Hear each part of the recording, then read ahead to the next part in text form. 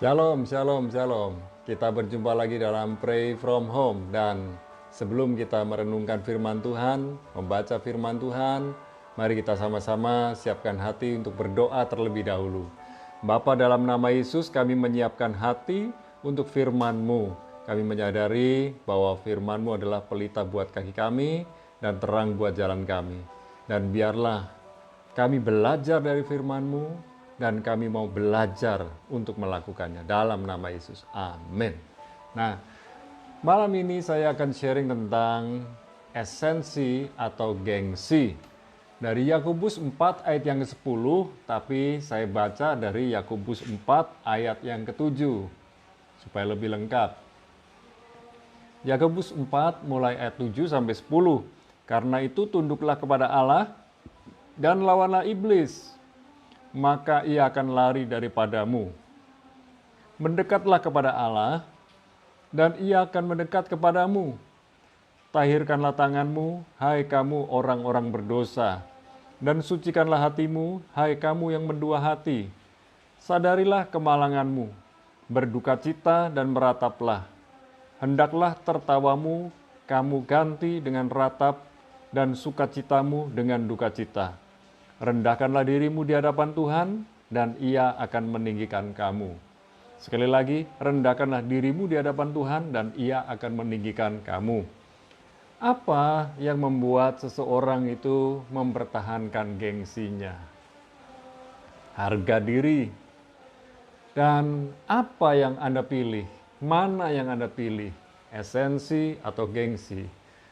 Esensi hal yang penting, hal yang utama, atau gengsi, harga diri. Hal pertama yang kita pelajari adalah rendahkanlah diri di hadapan Tuhan. Mari kita menyadari bahwa kita ini ada sombongnya. Mungkin kalau saudara berkata, aku nggak sombong, nah itu kesombongan. Ya. Kadang-kadang kita membanggakan sesuatu yang sebetulnya nggak perlu kita ceritakan, nggak perlu kita bangga-banggakan. Karena dalam hati nurani kita, dalam hati kita akan berkata, bangga kan? Ih, sombong lu. Nah, hati kita bisa berkata demikian. Ya, pamer lu. Nah, seperti itu. Oleh sebab itu mari kita belajar hidup apa adanya, bukan seadanya. Bukan pula ada apanya. Apalagi ada maunya. Jadi, rendahkan diri. Rendahkan diri di hadapan Tuhan yang menciptakan kita. Kalau kita merendahkan diri di hadapan Tuhan, menyadari keberadaan kita, kita bisa bersyukur kepada Tuhan. Kita ini bisa berkata, Tuhan, tanpa Tuhan saya bukan apa-apa. Tanpa Tuhan saya bukan siapa-siapa. Tanpa Tuhan saya tidak bisa buat apa-apa. Sekalipun hari ini kita sudah diberkati Tuhan, kita sudah dibimbing Tuhan, kita ini sudah menikmati pemeliharaan Tuhan luar biasa. Itu bukan hasil kita sendiri. Itu karena Tuhan yang memberkati, melindungi, memelihara, menolong kita. Ada orang bilang, tanpa Tuhan saya bisa, semua ini hasil kerja keras saya. Hari ini saya ada bukan siapa-siapa, bukan karena siapa-siapa, itu karena saya kerja keras. Ya, ada orang memang kerja keras, dia mendapatkan hasilnya. Sekalipun dia bukan anak Tuhan yang nggak tahu firman Tuhan, tetapi Tuhan bisa memberi berkat kepada dia karena dia kerja keras. Tetapi anak Tuhan bukan sekedar kerja keras. Anak Tuhan nggak boleh berkompetisi dengan mereka, banding-membanding dengan mereka, tetapi mulai belajar. Kenapa ya orang yang tidak kenal Tuhan kok bisa diberkati? Artinya kita mau belajar bekerja dengan cerdas, bukan hanya sekedar bekerja dengan keras. Bekerja dengan cerdas artinya ada waktu yang kita sisihkan buat Tuhan dalam bersekutu, dalam bersaat teduh, lalu waktu yang lain disiapkan untuk bekerja. Sama-sama waktunya bekerja, anak-anak Tuhan dan orang yang di luar Tuhan. Tapi kalau kita menyisihkan waktu untuk Tuhan, untuk beribadah kepada Tuhan, lihat hasilnya akan berbeda. Bukan soal materi yang banyak, tetapi kita bisa menikmati damai sejahtera, menikmati mujizat, menikmati kesembuhan. Mungkin ada yang bertanya kepada saya demikian, Pak, kenapa sih anak-anak Tuhan kok masih kena COVID? Apa enggak dibela Tuhan, dipelihara Tuhan, dilindungi Tuhan? Orang kena COVID bukan karena dia teledor, bukan karena dia sembrono, tapi kadang-kadang karena ada orang-orang yang tanpa gejala, yang dekat dengan dia, dan mereka saling percaya. Yang OTG juga nggak tahu kalau dia dihinggapi virus, sementara kita percaya saja. Oleh sebab itu, dimanapun Anda berada hari-hari ini, tetap jaga protokol kesehatan. Jadi, belajar merendahkan diri. Yang ketiga, di dalam merendahkan diri di hadapan Tuhan, buang gengsi. Jangan sampai karena harga diri, kita ini akhirnya tidak bisa merendahkan diri di hadapan Tuhan. Mari kita belajar merendahkan diri di hadapan Tuhan, dan kalau kita bisa merendahkan diri di hadapan Tuhan, tentu saja kita juga bisa merendahkan diri di hadapan sesama kita. Kita belajar mau mengalah, mau mengutamakan orang lain lebih dahulu. Dan saya percaya, orang yang mau merendahkan diri, mengutamakan orang lain lebih dahulu, dia akan ditinggikan Tuhan dan akan diutamakan oleh Tuhan. Tuhan yang buka jalan. Yang kedua sekarang, hiduplah dalam kebenaran. Yang pertama tadi, rendahkan diri di hadapan Tuhan. Yang kedua, hidup dalam kebenaran. Jangan malu melakukan kebenaran. Ada banyak orang yang malu melakukan kebenaran karena teman-temannya melakukan hal-hal yang salah, hal-hal yang jahat. Dan itu yang namanya kompromi dengan dosa. Jadi kalau orang lain berbuat jahat, jangan ikut-ikutan berbuat jahat. Jangan ikut-ikutan berbuat dosa. Dosa korporat. Dan nggak ada yang namanya bohong putih, bohong hitam, bohong demi kebenaran, nggak ada. Bohong, just bohong. Bohong adalah bohong. Dosa adalah dosa. Jadi mari kita belajar hidup cerdik. Ya, saya tidak mengajarkan untuk hidup kompromi dengan dosa, tapi hidup cerdik. Minta hikmat dari Tuhan bagaimana bergaul dengan orang yang tidak kenal Tuhan tanpa kompromi dengan dosa. Itu memang tidak mudah. Tetapi saya percaya Tuhan beri hikmat buat saudara. Anda yang pebisnis, Anda yang pelajar, Anda yang bekerja sebagai karyawan, yang punya pemimpin yang gak kenal Tuhan, pemimpin yang bengis, pemarah. Tapi kalau Anda andalkan hikmat Tuhan, Anda bisa bergaul dengan siapapun juga. Dan mari kita belajar fokus hidup untuk Tuhan, bukan untuk mempertahankan harga diri. Kalau kita salah, berani berkata, I am wrong, I am sorry, saya salah, maafkan saya. Berani berkata demikian, berani jujur dan berkata juga, saya tidak akan ulangi lagi, saya mau berubah. Dan Tuhan bisa memberkati orang-orang yang rendah hati demikian, orang yang belajar untuk berubah. Dan kekasih Tuhan, akhir kata, saya berkata, lakukanlah dan utamakanlah hal-hal yang penting dan mendesak.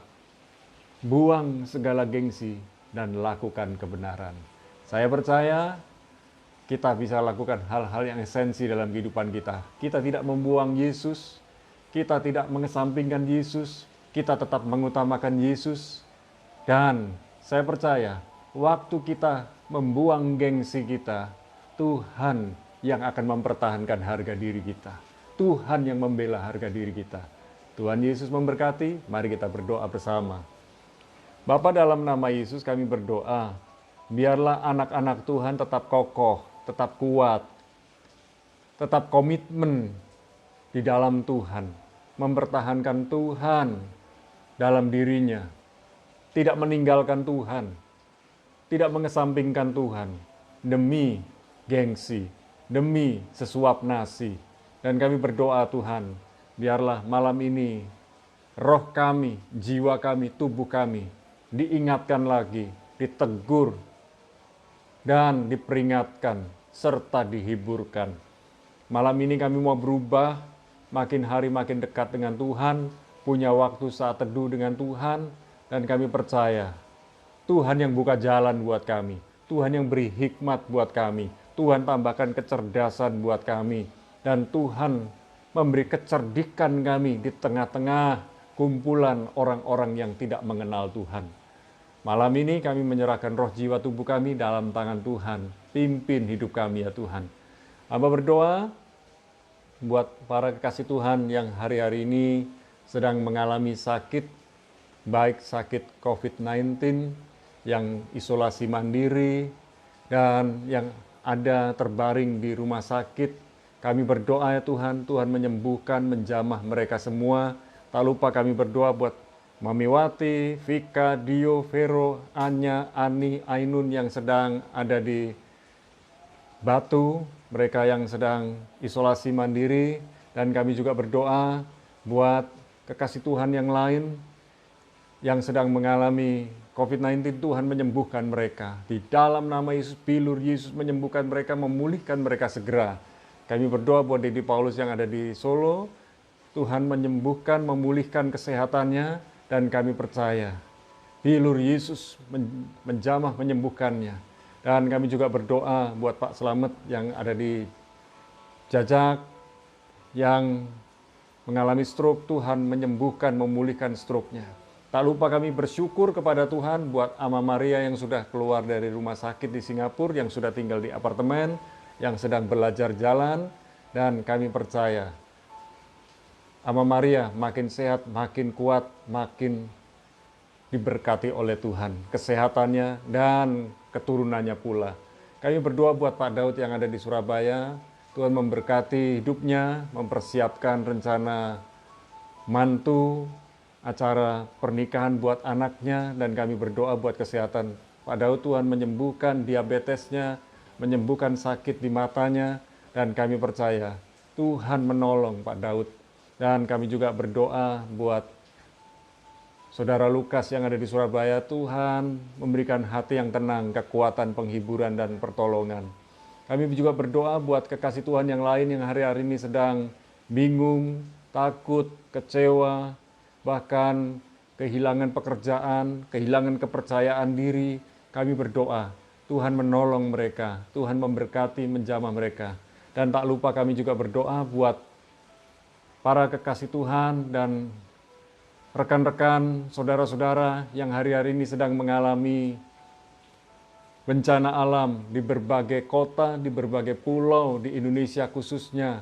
Dan kami berdoa ya Tuhan, kami sepakat berdoa bersama, Tuhan memberikan pertolongan, keteduhan hati, dan tempat tinggal di malam hari ini.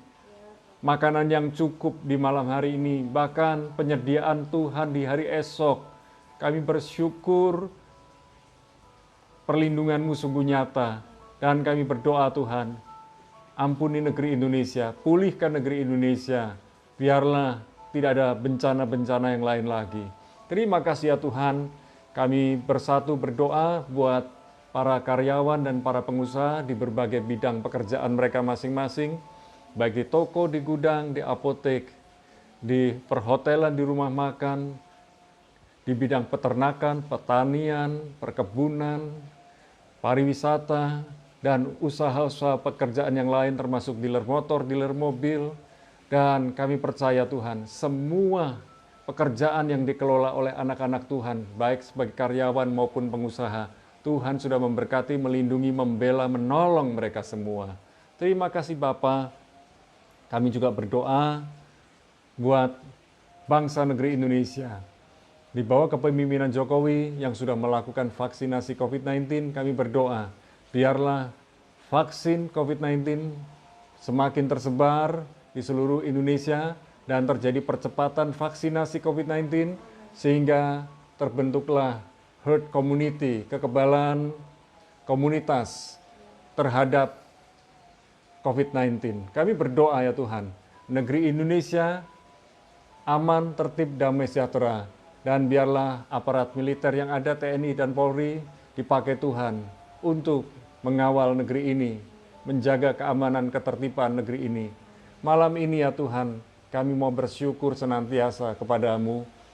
Kami ada sebagai mana kami ada, dan kami mengangkat kedua belah tangan kami. Turunkan berkat-Mu, rahmat-Mu, pertolongan-Mu, dan segala yang terbaik dari-Mu Tuhan. Di dalam nama Bapa, Putra, dan Roh Kudus, di dalam nama Yesus kami bersyukur dan berdoa, sama-sama katakan amin. Tetap kuat, tetap percaya Tuhan, tetap andalkan Tuhan. Tuhan Yesus memberkati saudara.